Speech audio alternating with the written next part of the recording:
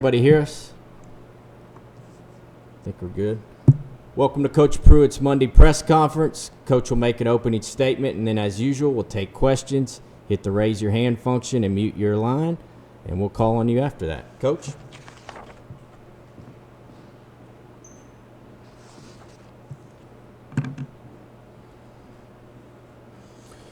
You know, going back and looking at the game on Saturday, just start with offensively. Didn't execute at a very good level at all. Done a very poor job communicating. Lots of times had the wrong mic spot, declaring who we're pushing to on our points, running the football and in protection. Got to do a much better job of that. It's hard to have success if you don't understand who the mic is. Got to play faster on the perimeter. Got to do a better job of protecting the quarterback. Got to establish the run game. And obviously got to take care of the football. So too many penalties on offense, didn't take care of the football, never got in a rhythm and being good at anything that we wanted to do on Saturday. We threw a couple of balls down the field that created a couple of explosive plays there, but just because of the penalties, getting behind the chains, really kept us from being able to kind of get in a rhythm. You got to give them credit for that. But lots of things that we've got to improve on there. Defensively, thought there was a lot of guys that played really hard, but we didn't always play smart. Made a lot of mistakes. On third down, kept them on the field, had a couple of penalties there that they converted on. But lots of things, a lot of positives to me there that we can clean up and grow on from the game. Special teams, had one return there on kickoff that missed a tackle on the 15-yard line and had a couple of guys that didn't get off blocks. That was disappointing there. But lots of things that we can learn from this game to improve on. The biggest thing is it's no different week in and week out. Number one is you have to be able to take care of the football. Defensively we did get 2 turnovers and a turnover on downs twice, so that was much improved there. But the most penalties we've had the entire season. And which is disappointing. We've got to work hard to improve that, and our kids will. When you look at Kentucky this week, Coach Stoops has done a fantastic job there. They're one of the best teams in the conference when it comes to running the football. They do a nice job, very creative in the run game. Use their quarterback running the football. They have a stable of running backs. A bunch of guys run the ball well there. They got an experienced offensive line. Defensively, they've always created issues. They've been one of the best defenses in our league for the last 3 or 4 years. Really good in the red area. Create a lot of blitzing, varieties in coverages there. So you got to do a nice job, and have always done a nice job in special teams. So just looking at this week, we've got to get back to work. And our kids will have a positive attitude, and we'll go back and do that. All right, questions, hit the raise your hand function. We'll start with Patrick Brown, then we'll go to Vince Ferrara. Hey, Jeremy, I was wondering what you thought of DeAndre Johnson's targeting penalty and what you said to him either after it happened or after the game. Well, first off, it was a bad decision on his part. He took 2.5 steps. The whole thing about really any defenseless player is if you can avoid contact and you see that, it's your job as a defensive player to do that.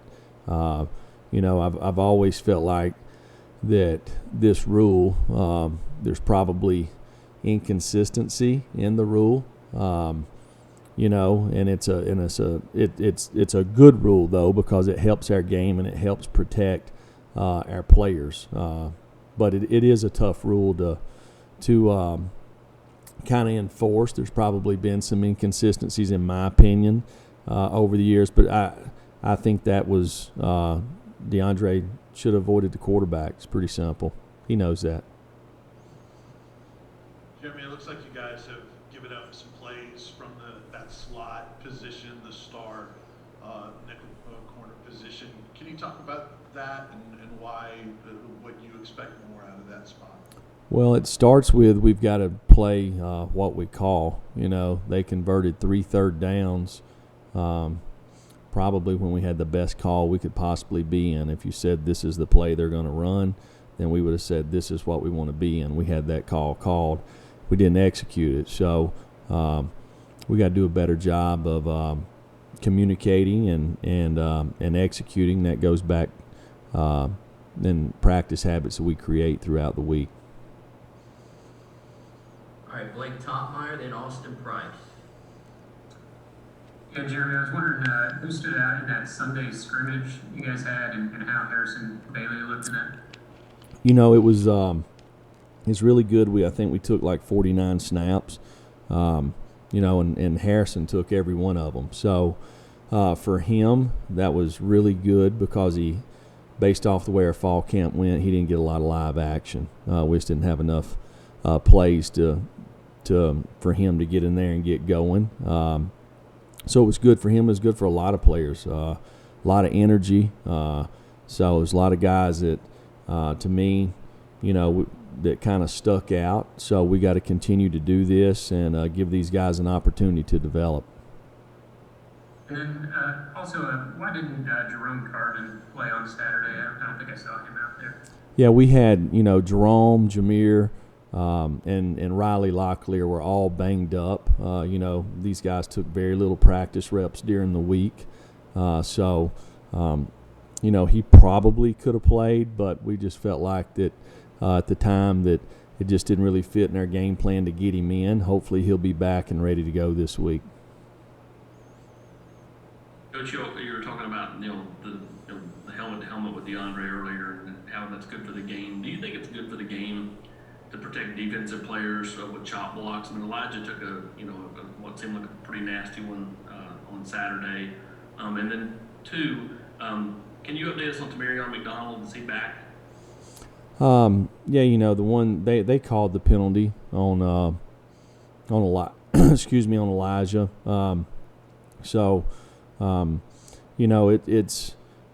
This is a violent game, and we have a lot of rules and regulations involved to protect our players who are playing the game. And, our officials have a tough job. I mean, the speed of the game is really fast. Most of the time on the quarterback, those things are reviewable so they can see it. But, some of these other things, it's hard to see, and I think the guys in the SEC do a good job and work hard to be good at what they're doing. Tamarion last night was the first time that he's really had any contact during fall camp, and I thought he was one of the bright spots of the scrimmage last night. So that was good to see. All right, David Oven, and then Brett Hubbs. Jeremy, as you look at it, why do you think you guys had so many uncharacteristic penalties when you've been so good at that the first couple games, and then on Saturday it wasn't the case? Well, we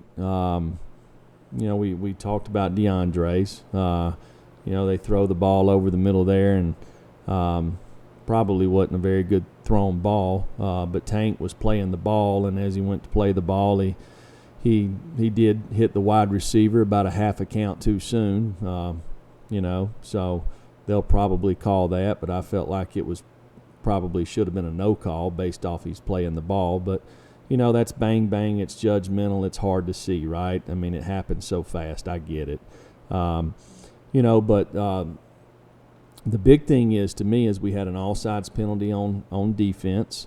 We had a pass interference call down the field. It's 2nd and 9. It's fixing to be 3rd and 9. We're in 3 deep zone, and we let a guy get behind us and then don't play the ball. So there's a couple of penalties. And then you throw in on the offensive side, I think we had 5 false starts, so just communication, so got to do a better job of that, obviously, and had a couple of holding calls, so not very good. We've got to eliminate those. What did you make of the coordinated shift that Georgia's defensive line was doing? I think they got you guys on a false start a few times doing that. Well, it's no different. Everybody in our league, they stem around a little bit. In my opinion, I feel like they moved based off something they had with our quarterback as far as the timing of the snap. So something that we need to fix.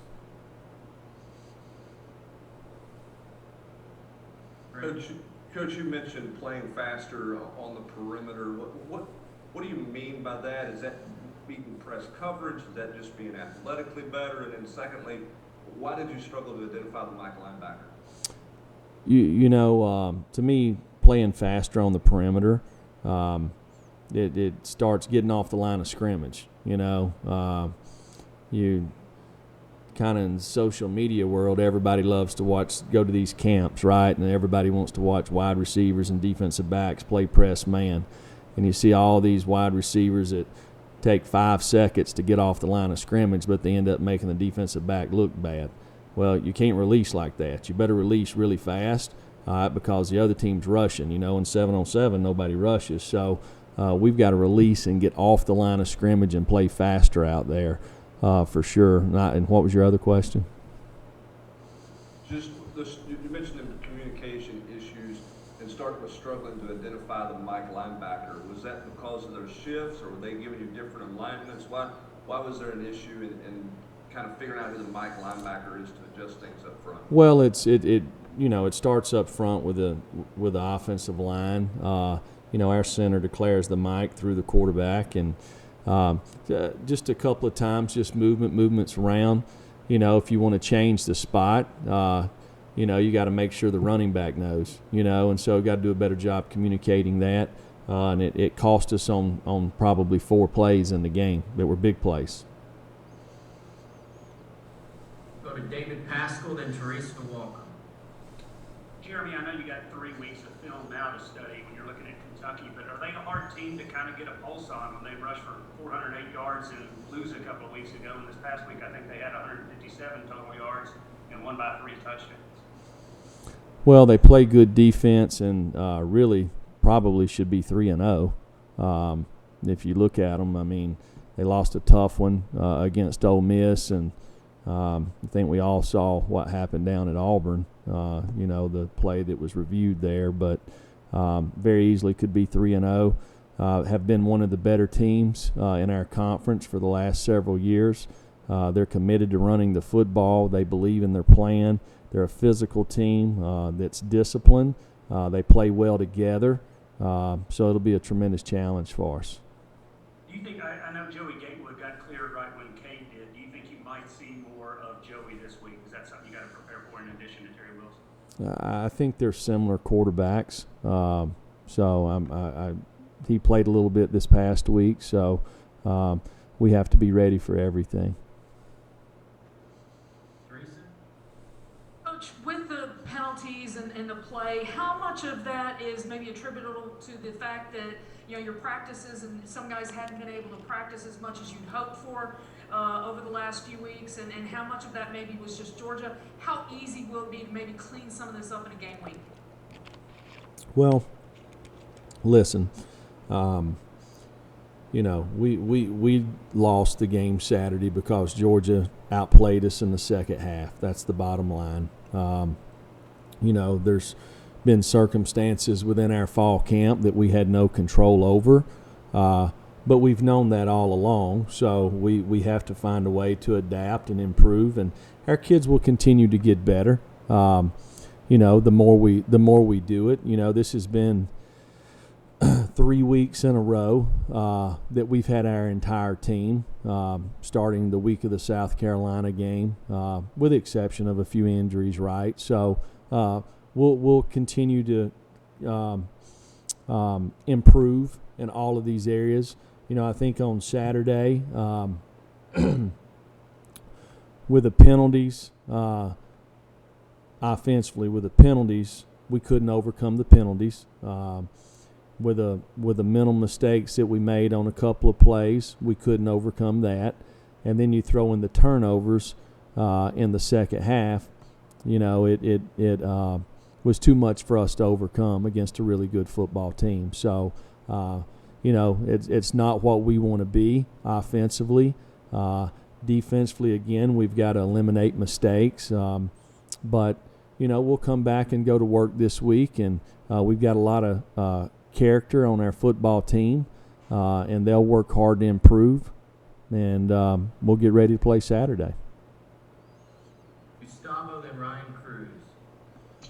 Rick, in terms of defense tackle, 27 different players had tackles. You see Henry Toto have 11 tackles his career high. How do you see the defense tackle, especially in Saturday? How did we tackle?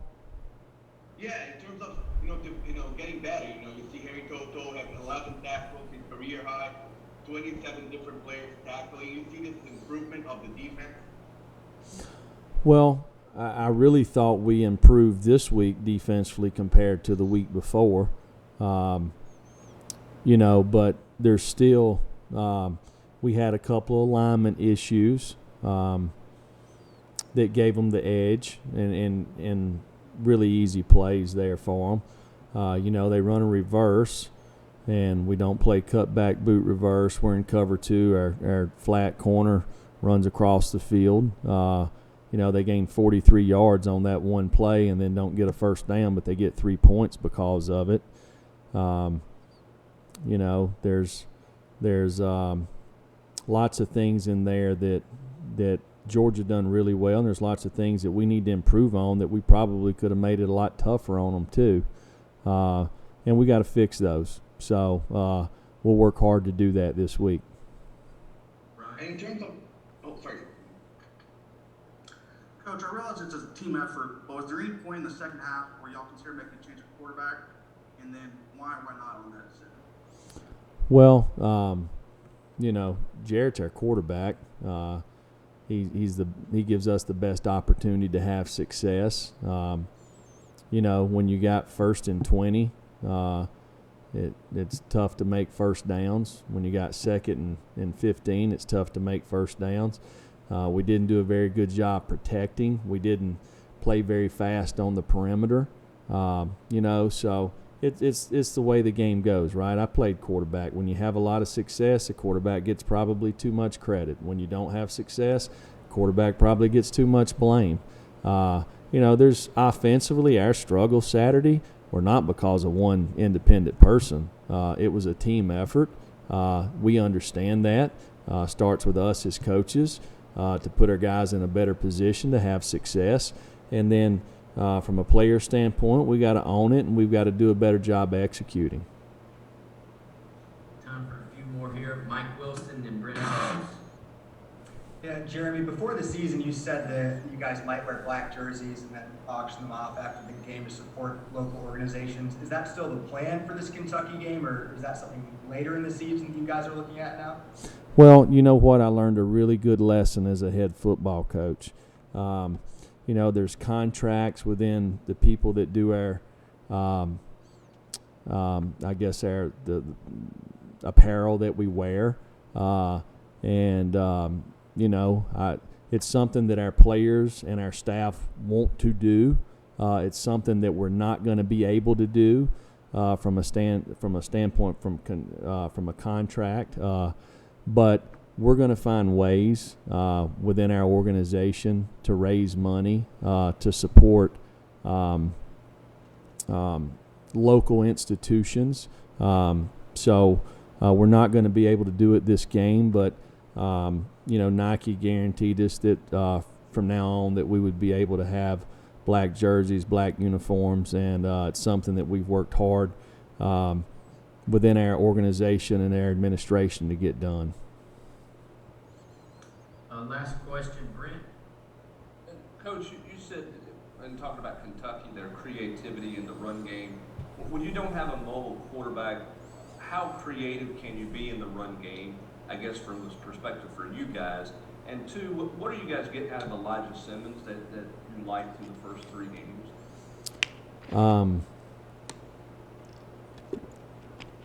When you look at Kentucky, they use their quarterbacks in the run game a lot. If you're not going to do that, your quarterback has got to be a guy that can get the ball out of his hand and get it to the playmakers. To do that, it takes all 11 guys working together to be able to do that. When you're talking about Elijah, he continues to improve. I think he's a guy that the more he plays, the better he's going to get. He really has to work hard about keeping his weight to where it needs to be so he can play more downs.